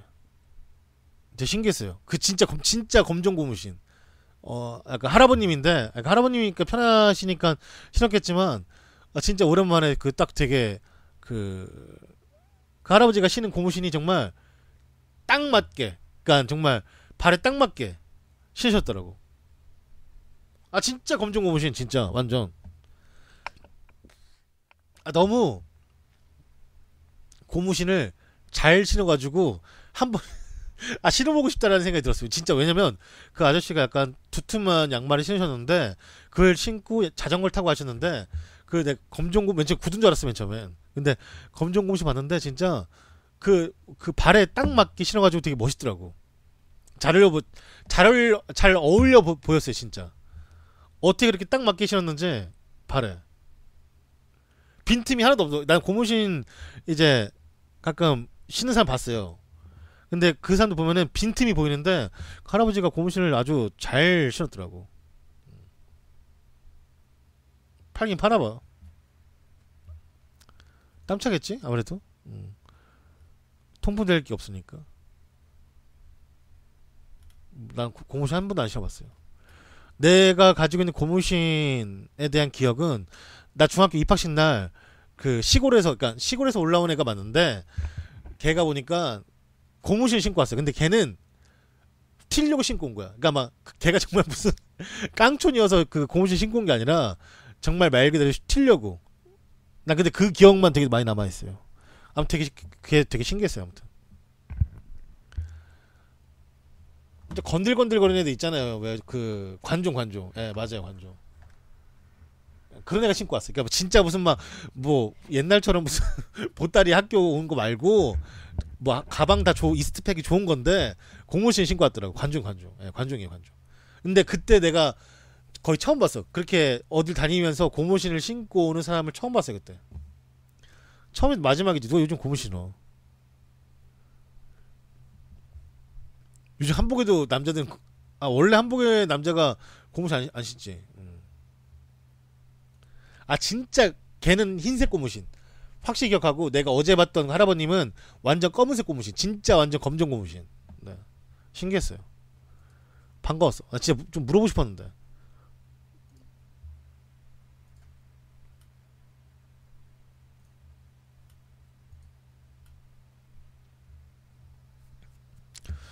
다음 소식은 프리미어리그 2위로 끝내는 것이 왜 중요한지에 대한 기사가 나왔습니다.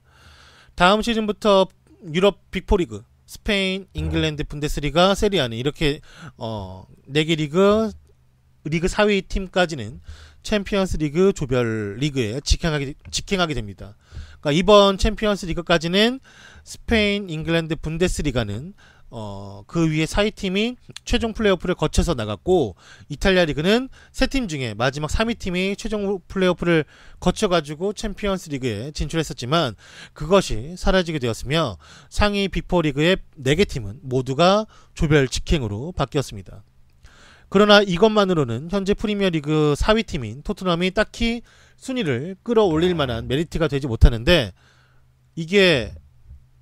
이것만 있는 것이 아니라 문제는 돈에 있는데, 국가별 챔피언스 리그 TV의 중계권료 배분 방식이 어떻게 되냐면, 챔피언스 리그에서의 성적으로만 따지는 게 아니라 절반은 리그 기준 우승팀이 40%, 2위 팀이 30%, 3위 팀이 20%, 4위 팀이 10%를 가져가게 되고, 절반은 챔피언스 리그 참가 경기 수만큼 금액을 배분받기 때문이라고 합니다. 그렇기 때문에 전 리그 우승팀인 첼시가 챔피언스 리그에서 리버풀보다 훨씬 더 적게 이기고 16강에 탈락했음에도 불구하고 현재 4강에 올라가 있는 리버풀보다 많은 돈을 받는 이유는 이것 때문에, 우승이라는 타이틀 때문에 달라진 것이고, 그렇기 때문에 최대한 높은 순위로 마치게 되면서 중계권료를 더 많이 받아가야 되는 이유가 팀 재정에 도움이 될 것입니다. 아울러 리그 자체적으로 배분되는 돈도 순위에 차등 지급이 되기 때문에 챔피언스 리그에 진출한다 하더라도 높은 순위를 목표로 집중하는 것이 팀의 재정에 큰 도움이 될 것이라는 소식입니다. 뭐 일단 그쵸. 네. 왜 막바지쯤에 동기부여 잃어가지고 막 좀 이렇게 통통대면서 하는 애들 있잖아요. 경기 막 뭐 챔스는 나가고 우승은 안 되니까 그냥 뭐 이렇게 막 그 경기력이 벌써부터 막 좀 이렇게 날아가는 애들이 있는데, 그러지 말라는 거죠 뭐.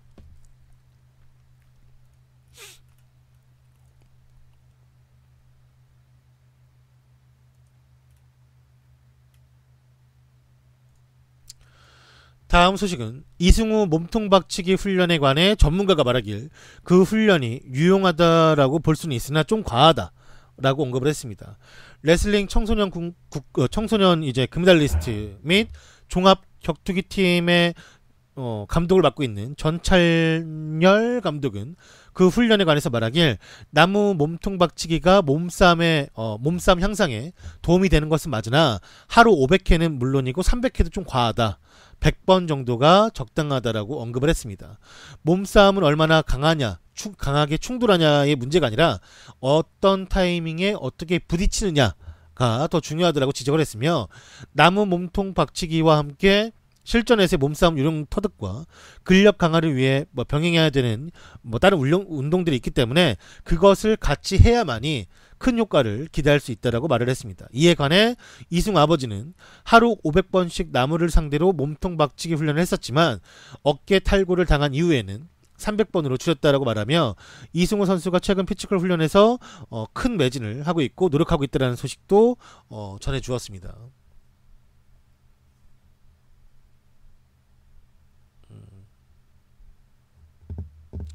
아니 나는 300번을 줄인 거는 상관없는데 어깨에 탈골이 되는데 이걸 왜 하는 거야 계속. 아니, 어깨 탈골 이것 때문에 된지는 모르겠지만 아무튼 어깨 탈골 됐으면 이걸 왜 하는 거야. 다른 걸 하지.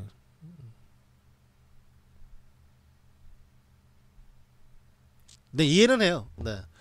뭔가 축구 잘하고 싶어가지고 이것저것 하는 건 난 좋다고 생각하는데 뭔가 이거 말 그대로 그거잖아요. 옛날에 황선홍이 발목 힘을 기르기 위해서 물을 발로 때리는 계곡에서 그거 사진 보면은 황선홍이 계곡에서 물을 발로 때려요. 그게 발목 힘이 좋아진다고. 근데 하는데 그래도 좀 과학적인 게 많은데 요즘에 물론 이런 이 자연적인 운동도 도움이 되겠지만 그 물 발로 때리는 거 있어요. 물놀이.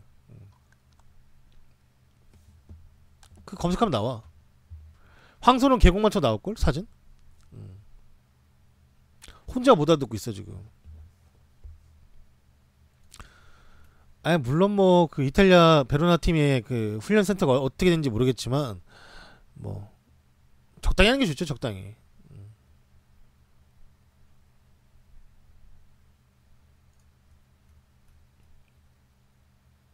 그래도 그것 때문인지 모르겠지만 요즘에 이승우 선수가 나오면 곧잘해요. 네.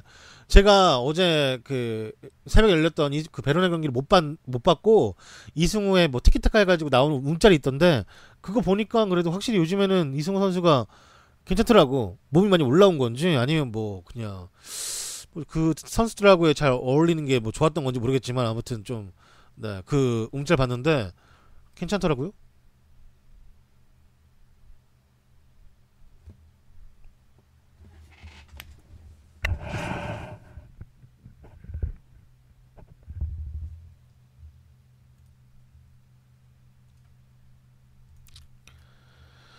다음 소식은 포그바는 맨유에서 나갈 수가 있으며 그 빈자리를 라치오의 밀리코비치 사비치 선수가 채워질 확률이 높다라는 뉴스입니다. 맨유는 포그바 대체자로 라치오의 밀린코비치 사비치를 주시 중인 것으로 전해졌고 포그바는 파리 생제르맹의 제의가 되어진 바가 있다라는 것이 알려졌으며 데일리 메일에 따르면 무리뉴는 그를 1억 1천만 유로 한화 1445억에 유벤투스로부터 사온 지 겨우 2년이 지난 현 시점 여름 때 포그바를 판매할 준비가 되어 있다라고 합니다. 일단은 펩 가르디올라는 라이올라가 포그바를 맨시티에 제의했었다라고 밝혔고 또한 기사는 그 대리인이 파리 생제르맹에게도 똑같은 제의를 포그바를 이제 파리에게 제의를 건넸다라는 것이 밝혀졌으며 더 나아가 EPL 준우승 예정팀인 맨유는 이번 유로파리그에서 경기를 뛰었던 밀리코비치 사비치 경기의 모든 경기에 스카우터를 파견해서 살펴보았다라고 합니다. 그러나 영국 언론들은 음바페, 네이마르의 큰 돈을 쓴 뒤에 파이낸셜 페어플레이 FFP 규제에 걸려있는 현 시점의 파리가 또 다른 큰 돈을 쓸지에 대해선 의문을 표했으며 한편 라찌오는 밀란코비치 사비치 가격으로 관심을 표한 유벤투스 그 다음에 맨유 같은 팀들에게 우리는 무조건 사비치를 판매할 때 9천만 유로 한화 1120억 원 이상만을 받아들일 것이다 라고 엄포를 놓았기 때문에 이 선수를 데려오려면 최소가 1120억을 사용해야 한다고 합니다. 사비치가 핫하긴 해요. 지금 펩도 이 선수에게 완전히 꽂혔었고 클롭도 꽂혔었고 무리뉴도 꽂혀있고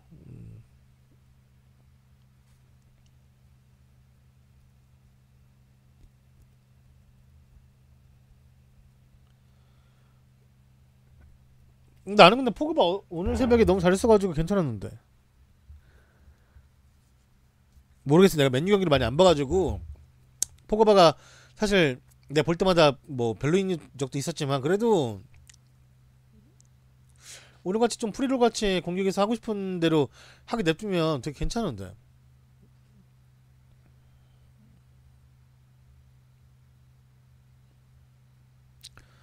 샀으면 써야지.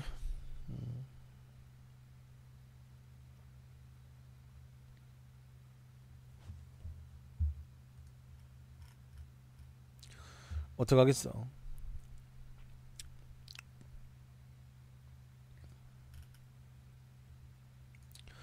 일단은 저 라치오의 밀린코비치 사비치는 계속해서 맨유와 링크가 뜨고 있어요. 어떻게든 뭐 포그바가 있어도 데려올 수 있고, 내가 보기에는 포그바 쓰고 밀린코비치 사비치 쓰면은 뭐 나쁠 거 없을 것 같은데. 근데 더 확실한 홀딩 역할을 해줄 수 있는 선수는 데려오는 게 좋지. 근데 마티치가 있으니까 마티치 쓰면은, 아 근데 얘는 신장이 너무 큰데 다 중앙에 다 너무 커. 근데 뭐 알아서 하겠지.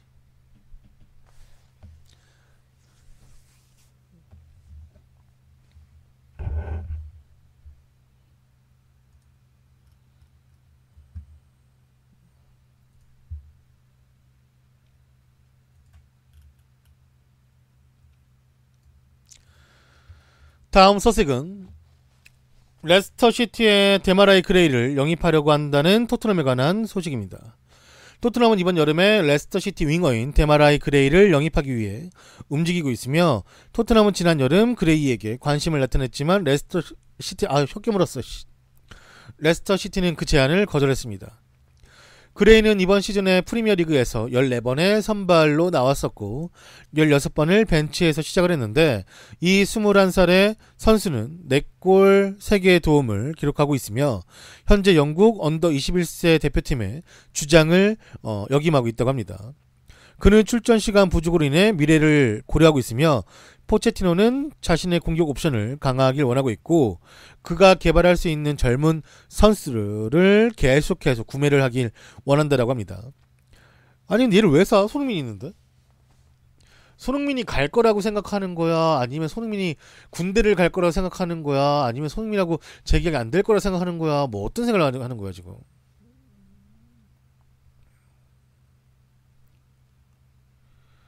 어떤 마음을 가지고 있는지 모르겠습니다.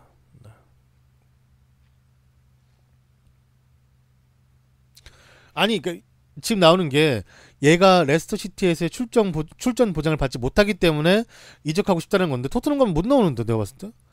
거기 양가들 있지, 손흥민 있지, 뭐 루카스 모우라 있지, 뭐 많잖아요. 에릭센도 뭐 사실 거의 사이드 스틸인 거고, 뭐 중앙 프리롤이긴 하지만 왔다리 갔다리.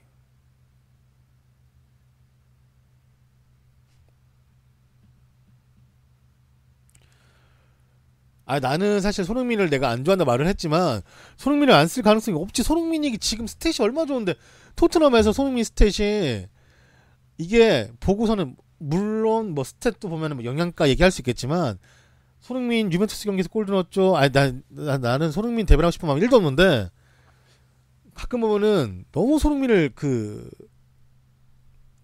나보다도 더 낮게 보는 사람이 있는 것 같아요. 솔직히 말하면 너무 좀 빙다리 핫바지로 보시는 게 아닌가. 국적 때문에 그런가? 국적 때문에?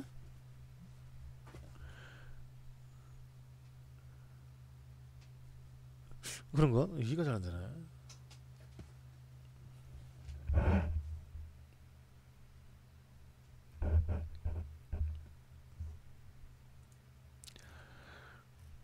잘 모르겠습니다. 네. 아 근데 저는 진짜 손흥민을 대변하고 싶은 마음이 1도 없는데, 손흥민이 내가 봤을 땐 확실히 평가야 객관적인 거니까 좀 안 좋게 평가할 수도 있다 생각해요. 왜냐면 나도 손흥민을 안 좋아하는 이유가 내 개인적인 객관적인 평가인데, 근데 이제 우리가 스탯으로 봤을 때, 그리고 스탯으로의 선수를 볼 수밖에 없잖아요. 뭐 수비수는 뭐 클리어링이나 수비를 뭐 좋은 찬스에서 이제 막은 거나 뭐 이런 것들, 골키퍼 세이빙이나 이런 걸 보듯이 공격수도 당연히 공격적인 스탯을 봐야 될 거 아니야. 아무리 그 선수가 수비 역할을 많이 하는 윙어일지언정, 그럼 그 선수가 그 사이드에서 어떻게 가지고 있는지, 그런 거를 스탯을 세분화 시켜주는 업체가 옵타예요. 옵타 말고도 몇 개가 있지만 제일 유명한 그 업체가 옵타인데, 그런 걸 보고 선수들에게 이제 계약을 할 때 어떤 걸 하고 어떤 걸 주문하고 그걸 보고서 이제 어떻게 뭐 주급도 올려줄 수가 있고, 다 나아지면 그래야 될 거 아니야. 나아지면 계속. 근데 손흥민 계속 나아지고 있잖아. 어시도 더 저번 년도도 많이 했고. 근데 뭔가 계속 그러니까 이 선수에 대한 그런 판단이나 아니면은 결과론적으로 별로 나아지는 게 없는 것 같아요. 오히려 우리나라보다 저쪽이 더 평가 좋은 것 같아. 잉글랜드 쪽에서, 외국에서. 근데 내가 항상 말한 거는 내가 안 좋아하지만 정확하게 선수는 판단을 하고 싫어할 때 싫어해야지, 이게 막 뭐 너무 감정에 휩쓸려 하는 것도 좋은 건 아니니까. 좀 약간 저평가 받는 것 같아요. 제가 봤을 땐. 토트넘이라는 팀이 지금 첼시랑 아스날을 이기고, 그런 쟁쟁한 팀들을 이기고 챔피언스 리그를 다시 한번 나갈 수 있는 4위에 위치해 있고, 아마 나가겠죠. 승점차가 좀 머니까. 그런 상태에서 한국 선수가 그렇게 두 자릿수 골, 두 자릿수 어시를 했으면은 좋은 평가가 있어야 되는데, 아마 그 말이 맞는 것 같아. 어떤 사람이 남겨놓게 했는데, 손흥민이 일본 선수나 중국 선수였으면은 자국 내에서 엄청나게 좀 달랐을 거라고. 대우가, 그리고 평가가. 근데 우리가 조금 약간 빡빡하게 선수를 뭐 평가하는 것도 있다라고 하는 글을 본 적이 있었는데, 네.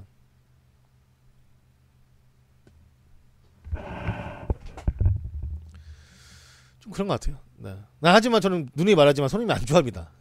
진짜로. 내가 말을 이렇게 하니까 손흥민 좋아하는 것처럼 생각할 수 있는데, 아마 우리 방 오랫동안 보신 분들 알 거예요. 제가 안 좋아하는 거 진짜.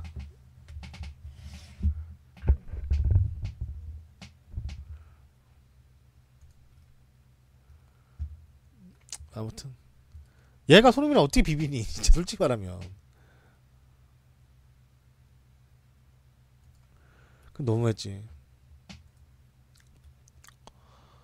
다음 소식은 교체 아웃될 때 무리뉴를 무시하고 지나간 포그바가 현지에서도 화제가 되고 있습니다. 오늘 새벽 본머스와의 경기에서 맨 오브 더 매치급의 퍼포먼스를 보이고, 교체 아웃된 포그바는 수석 코치인 파리아와 그 다음에 그 옆에 있는 캐릭과는 악수를 했는데, 무리뉴는 그냥 지나쳤으며, 무리뉴는 기자들이 포그바에 대해서 물어보자 오늘 뭐 그 악수에 대해서는 나는 할 말이 없다. 뭐 다만 오늘 경기를 뭐 포그바는 매우 잘 치렀고 뭐 좋은 경기였다라고 대답을 했습니다. 포그바는 최근 14경기에서 9경기 선발에 밖에 들지 못했고, 라인업에 이제 그런 부분이 아마 이 두 관계가 좋지 않은 게 아닐까라는 현지에서의 이제 기사가 먼저 올라왔어요. 이게 보면은 애초에 지나갈 때 파리아와 캐릭과는 악수를 이제 하는 것들이 이제 외국에서 잡아줬고, 우리는 혼자 수고했습니다. 수고했습니다. 비즈니스. 우리는 되게 쩍벌남이네. 여기 다리 올려놔야 되는데 다리 이렇게 벌리고 말이야 사람이. 약간 계급 차이요? 아, 캐릭은 아주 모으고 있고 조금 널널하고, 이건 완전히 그냥 내가 왕이야 씨. 아무튼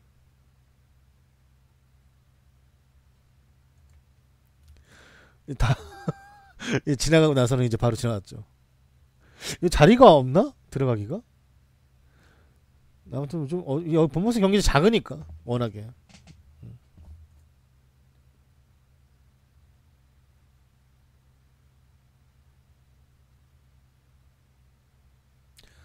강한 남자. 뭐야 손, 이거 손. 놀래라 씨. 골키퍼지. 나 깜짝 놀랐네 씨. 나 이거 사진 이거 잘못된 줄 알았어요. 씨 놀래라. 장갑을 이렇게 놨어. 어디 가방에 넣어놓든 가야지 씨.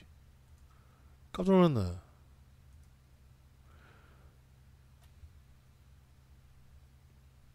저러니. 아무튼 이제 뭐 그냥 지나친 거에 대해서 이 현지 언론에서도 뭐 한두 마디 하더라고요. 네.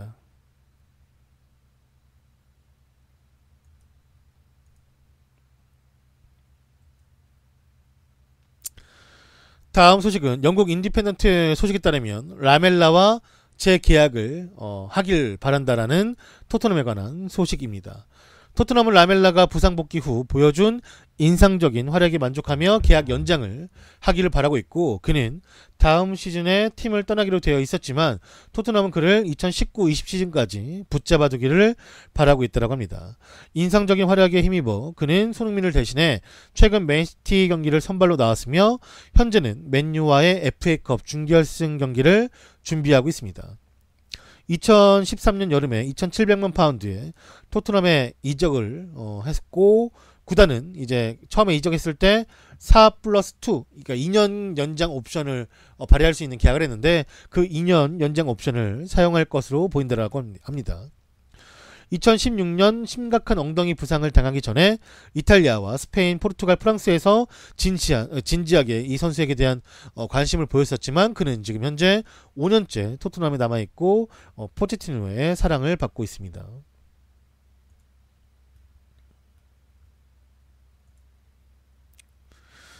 뭐 로마에서 잘해서 왔다고 하는데 로마에서 왔을 때는 사실 엄청 어렸죠. 네.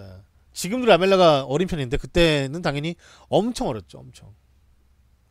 그 어린 그런 모습에서 뭔가 좀 큰 결실을 맺을 수 있는 선수라고 생각하지 않았을까요? 네. 사이드에서 뛸 수 있는.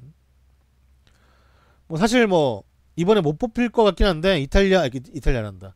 아르헨티나 그 국가대표에도 좀 꾸준하게 뽑혔었고, 물론 뛰지 못했죠. 라멜라가. 라멜라 강점이 뭐냐고? 포체티노하고 친해요. 사회생활 잘하고. 강점이지 그것도.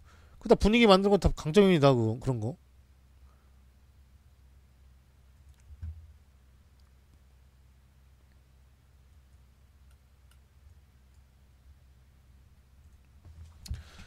다음 소식은 마르코스 알론소는 이제 영국 축구협회 FA에서 3경기 출장 정지를 사후징계로 받았습니다. 마르코스 알론소는 사우스햄튼전인 쉐인 롱에게 대한 폭력의 혐의로 인해서 3경기 출장 정지를 받았다라고 합니다. 이때 아마 그 뒷 정강이 쪽을 좀 긁어내렸거나 깠죠. 비슷하게. 네. 긁어내리면서 깠다고 해야 되나? 좀 약간 이 장면 아니에요. 근데 얘는 지금 그 수아레스고 롱 공격수 원톱. 그러니까 완전히 그러니까 위에서 밑으로 좀 이렇게 찍어 까는 듯한 이제 그런 거 있잖아요. 긁으면서 엄청 위험했지.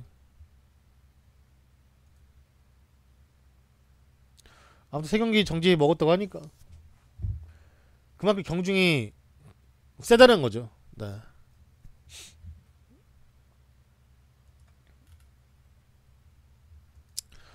세자르는 뭐 은퇴 기념에 대한 인터뷰도 하던 와중에서 이제 자신과 무리뉴에 관한 일화 사가를 하나 밝혔습니다. 인터밀란에서 무리뉴와 함께하면서 챔피언스리그 우승까지 경험했던 세자르는 2013년에 컨페더레이션스컵을 우승하고 골든글러브를 수상했었는데 그 당시 세자르는 카시아스의 유니폼을 입고 라커룸에서 이제 유니폼을 입고 이제 상을 받았고, 그리고 라커룸에 들어왔는데 무리뉴에게 문자가 와 있었다라고 합니다. 그 당시 무리뉴가 세자르에게 보낸 문자 내용이 뭐였냐면, 너같이 훌륭한 선수가 왜 카시아스 유니폼을 입고 그 상을 받았냐. 카시아스가 네 유니폼을 입었어야 했는데 아쉽다. 그리고 네가 한 팔로 막아도 카시아스보다 더 많은 골을 막을 수 있다는 걸 알고 있기 때문에 잘해주었고, 그 경기에서 이 대회에서 우승한 걸 축하한다라고 하는 내용의 문자였다고 합니다. 이 컨페더레이션스컵 결승에서 브라질은 스페인을 만나서 3대0으로 이기면서 우승을 했고 그 골든글러브 상을 세자르가 부여받았었습니다. 그러니까 내가 말했잖아요. 무리뉴가 인터밀란 때까지는 이빨 터는 게 진짜 혈인류가 아니었다니까. 그때까지는 대범한 남자, 멋진 남자, 또라이가 좋은 뜻으로 또라이. 그러니까 진짜 그렇게 행동했던 감독들도 없고, 완전히 그 젊은, 우리 원피스에서 보면은 신세계에서 나오는, 그러니까 신세계 맞나? 그 새로운 세대에 나오는 그 강한 그런 이제 감독이었죠. 할 말 다 하고, 뭐 나보다 나이 많아도 뭐 어쩌라고 하면서 막 그런 이제 막 모든 그 깡과 실력 모든 걸 다 가지고 있는 그런 이제 사람이었죠. 지금은 똑같이 이제 우리도 나이를 먹었지만, 네. 근데 이제 그때의 모습, 그런 당당함, 그리고 결과, 그리고 뭐 선수 영입 필요 없어, 내가 알아서 할게, 이런 식의 진짜 막 확실한 신념이 가지고 있었는데,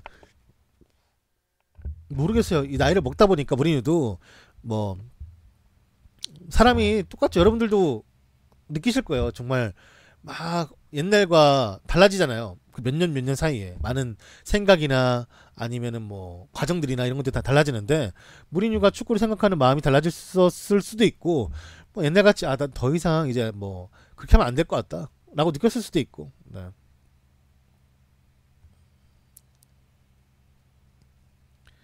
그 뭐 각자만의 사정이 있을 수 있겠죠. 아니, 알리송, 에드리송 골키퍼는 서브 골키퍼였어. 서브.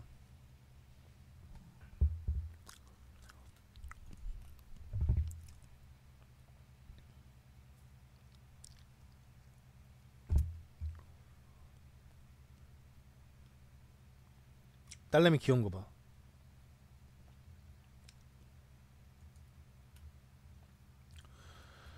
다음 소식은, 아스날의 벵거 감독은 미키타리안이 유로파리그 4강전에 나올 수 있을 것 같다라고 인터뷰에서 밝혔습니다.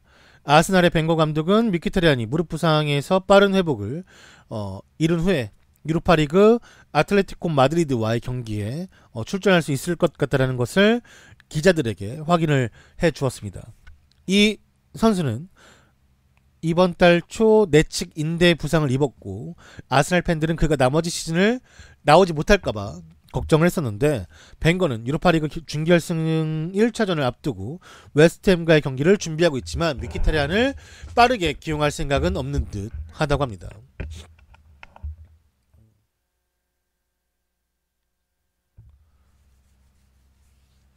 네, 안녕하세요.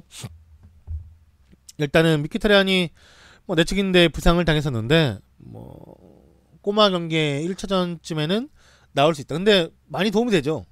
지금 일단은 유로파리그는 오바메양이 뛰지 못하니까 조금 뭐 라카제트를 올려 써야 되는 상황에서 오른쪽에서 뛰어줄 수 있는 미키타리안이 도움이 되지.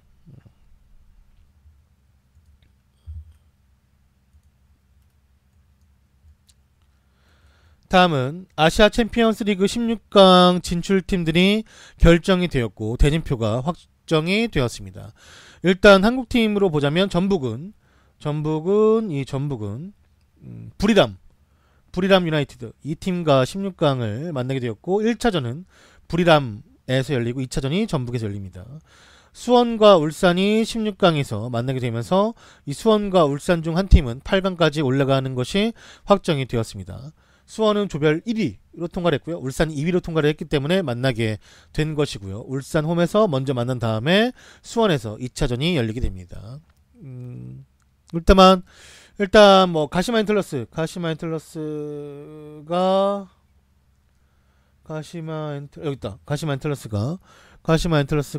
상하이 상강을 만나서 네, 경기를 치르게 될 것이고, 상하이가 2차전입니다. 이렇게 만나고, 또 중국 광저우 홍다와 텐진 콴찬이 만나게 돼요. 광주에는 김영권, 텐진 콴찬은 이제 권경원 선수가 뛰고 있는 팀이죠. 네.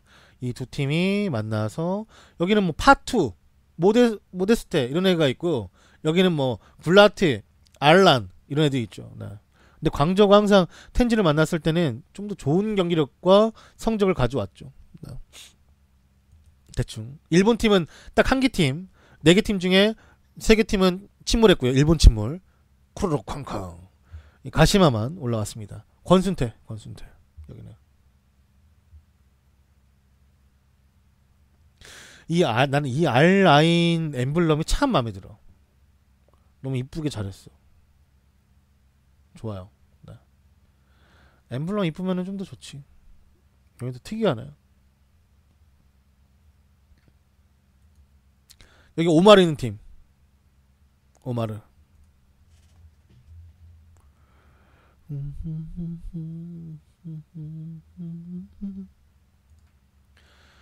다음 시즌 리버풀의 유니폼이 홈킷이 확정이 되었습니다. 맨 위에까지 점매면 네, 이렇게 되고요. 풀르면 이렇게 돼요. 저는 리버풀 팬이니까 당연히 이 유니폼을 안 삽니다. 네. 안 사요. 안 사요.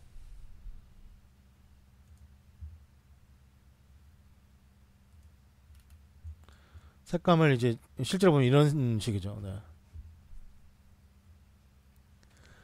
아니 이거 이 카라도 되게 조그매. 이거 봐. 되게 막 사람 소심해 보이잖아. 꽉 채우면 풀르면 아저씨 같고 채우면 소심해 보이고. 이거 어떻게 입으라는 거야? 이게 이 동네 아저씨지. 씨. 선수 이 목을 이렇게 놨어. 씨. 좀 멋있게 좀 해주지.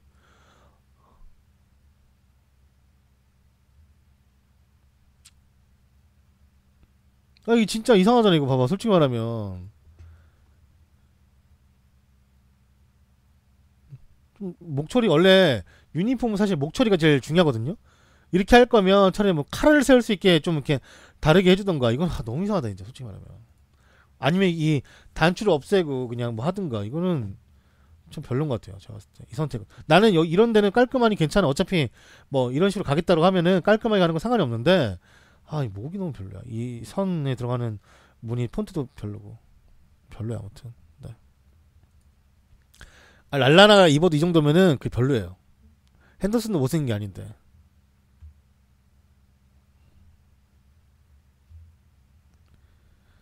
그냥 노멀하긴 한데 너무 사람 소심하게 만들잖아. 이 카라가 별로입니다. 좀 적당히는 커야지. 이게 뭐야? 이거 옛날에 그 혹시 알아? 옛날에 그 RF 막 그 방송 보면은 이 셔츠 큰 거를, 그러니까 이 셔츠 카라 큰 거를 이제 이 자켓에 붙여가지고 이제 입는 그런 스타일의 유행에 뭐 말인지 아실 텐데. 그 뭐 말인지 알죠? 이게 셔츠를 크게 이게 붙여가지고 그런 거 있어요. 그 옛날 그 패션. RF 몰라요? 찬란한 사람? 이별공식 몰라요? 심각하신데. 이별 장면에 상상 비가 오지 그 몰라요? 답답하네.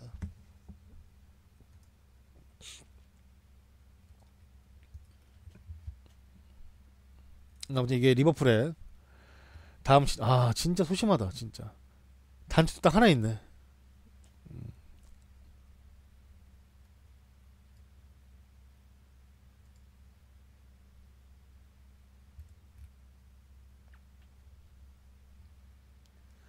진짜 별로예요. 제가 생각하는 이미지의 최악수입니다. 최악수. 오늘 마지막은 그 맨유에 가면 이 사람도 움직이게 만든다라는 게 이제 생길 듯합니다.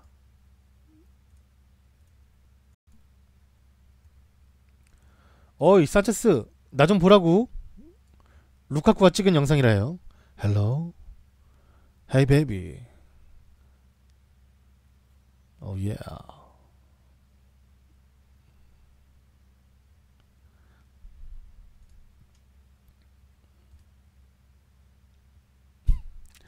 이제 하다하다 산체스도 이런 걸 찍네. 네. 근데 몰라 이게 뭐 인스타그램의 효과 같은 거인가 본데.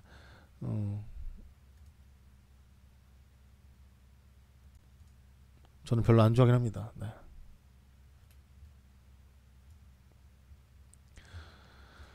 오늘도 축구 뉴스를 1시간 40분가량 했는데 오늘 뉴스가 오늘 많았어요. 좀 빠르게 진행할 수밖에 없었어.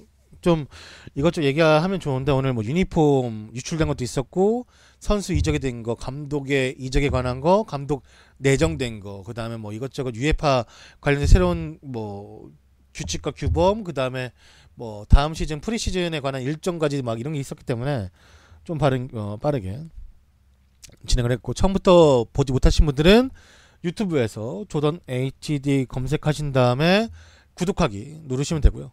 카톡에서 조던 검색하신 다음에 풀친 등록해 주시면 너무나 감사하겠습니다. 바로 영상 올리도록 할게요. 고맙습니다.